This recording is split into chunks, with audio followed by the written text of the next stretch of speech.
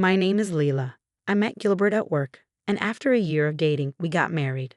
Now, I'm a stay-at-home mom, caring for our 3-year-old daughter, Arya. Though I'm in my late 30s, Arya's boundless energy keeps me feeling more fit than ever.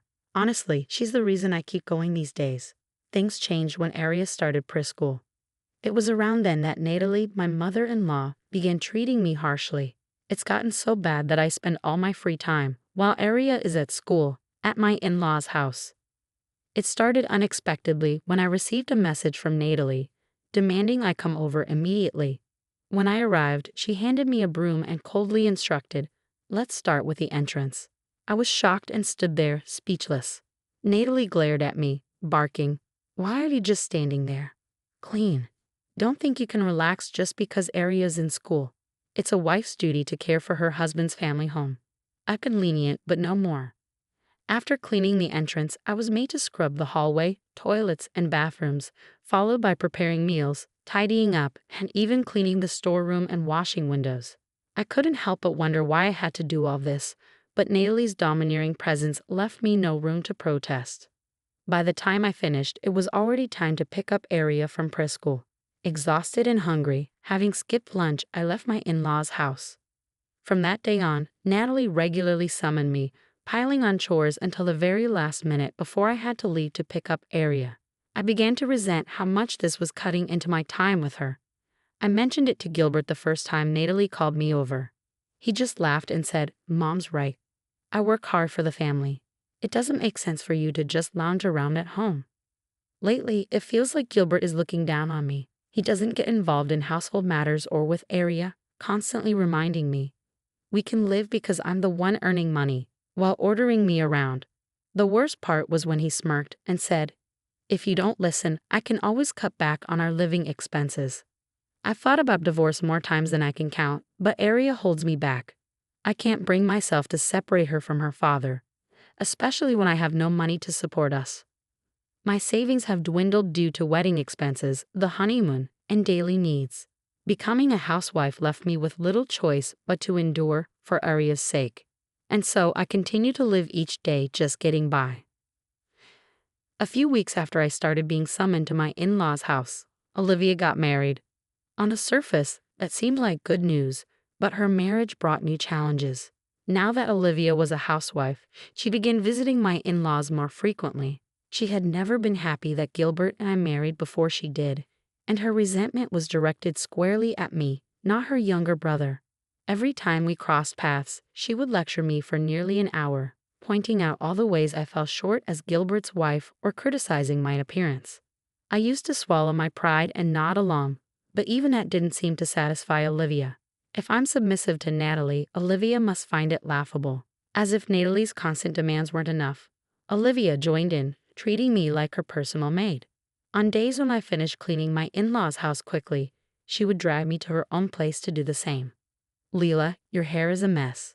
Stop walking around with that plain face and put on some makeup. If you keep this up, Gilbert will get bored and look for someone else." One day, after dropping off Arya and rushing to complete errands, I arrived at my in-laws' house only to be ambushed by Olivia at the entrance. "If only you were having an affair, life would be so much easier," she sneered. As harsh as it sounded, a part of me wondered if she was right. There I was, with my hair pulled back in a messy bun, while Olivia stood before me with her hair perfectly curled and her makeup flawless. Her nails were impeccably manicured, and her husband worked at a top-tier company, providing them with a comfortable life. When was the last time I treated myself to a visit to the salon? I couldn't even remember. I'd been putting off getting a haircut for ages. Time and money were luxuries I didn't have. On the days when Gilbert was away, I often got summoned to my in-laws' house. They never called me over when he was around, which made me suspect that Gilbert knew all about it. Each time, I'd leave Arya with my parents and head to my in-laws' place. I'd grown increasingly distant from the people around me, but I still kept in touch with Caitlin, a colleague from work. Caitlin had been my friend since before I started dating Gilbert, and she'd always been a great listener. But I couldn't bring myself to talk to her about my current situation. "Hi, it's unusual for you to call this late. Is Arya asleep?" Caitlin's voice was familiar and comforting, but I couldn't focus on that. "What did you mean by that message?" I asked, not wasting any time. Huh? Did something happen? Gilbert was just bragging about it at the party. According to Caitlin, Gilbert had been boasting at an office party earlier that week. He claimed he came home to take care of the cleaning and laundry, and that weekends were dedicated to spending quality time with Arya. I remembered that Gilbert used to help around the house when we first got married, but things changed after Arya was born. Despite repeatedly asking for his help, he never did. In fact, he probably stopped helping long before Arya even came along. It's infuriating that Gilbert is doing nothing at home yet is lying to get praise from others. I felt foolish for putting up with this. Gilbert looks down on me, Natalie and Olivia boss me around, and still I endure it all. As these emotions overwhelmed me, I found myself tearing up, still on the phone with Caitlin. "What's wrong? Are you okay?" Caitlin's voice was filled with concern, and I hesitated for a moment before deciding to confide in her about Gilbert's behavior and a harassment from Natalie and Olivia. "That sounds really tough," she said, and hearing her words of sympathy, my tears flowed even more. Caitlin stayed on the line with me until I managed to calm down. "I'm always here if you need to talk," Caitlin said as I finally composed myself. "But seriously, what's Gilbert trying to achieve with these lies? It's getting late. You should get some rest. Gilbert will be home soon, right?"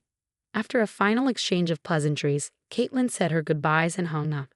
I realized we had been talking for over an hour. Gilbert had sent a message saying, "The party is still going on, so feel free to go to sleep." Something didn't sit right with me. Why would he lie? Was it for the sake of appearing better? I couldn't quite figure it out. That night, sleep eluded me as my mind raced. I woke up earlier than usual the next morning, and Gilbert still wasn't home. My doubts started to solidify into certainty. "Hey, sorry for the early call, but could you do me a favor?" I reached out to Caitlin with a request. 3 months had passed since then, and life had continued in the same frustrating pattern, being bossed around by Natalie and Olivia. However, the thought of freedom being just around the corner made things more bearable. Today, just as I had anticipated, Gilbert told me he would be late coming home from an anniversary party. "Don't wait up for me," he said, his eyes glued to his phone and wearing his favorite shirt. I forced a cheerful smile and wished him, "Have a great time."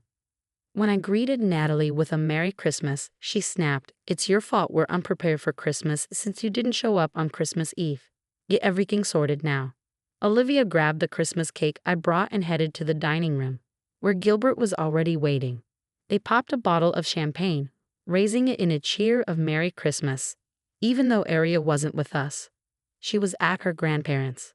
Natalie and Olivia ignored me completely. "Don't forget the roast turkey. It's not Christmas without it," Olivia said as she carried the cake into the dining room. "And make sure dinner is prepared before you leave." Natalie and Olivia kept interrupting me in the kitchen with demands. I nodded and agreed to each request, despite their evident suspicion. Olivia, mistaking my compliance for a Christmas spirit, added, "It's just because it's Christmas," which nearly made me laugh. By the time I finished cleaning and cooking, it was nearly evening. Natalie and Olivia, who had been drinking since morning, were visibly tipsy. As soon as I declared, "I'm done," my empty stomach growled in protest. Natalie and Olivia responded with cruel laughter. "Once you're done with all that, you can leave. There's no food here for you," they said in unison as if they had rehearsed it. Gilbert, scratching his head and pointing toward the entrance, said, Sorry about them. Why don't you head home?" It was clear he saw me as nothing more than a housekeeper. He probably expected me to put up with this treatment, thinking I'd be grateful for whatever scraps of comfort I received. "Don't worry about it," I said with a forced smile as I left my in-laws' house.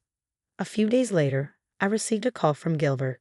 I hadn't returned home since Christmas, staying at my parents' house with Arya. The message was simple. "When are you coming back?"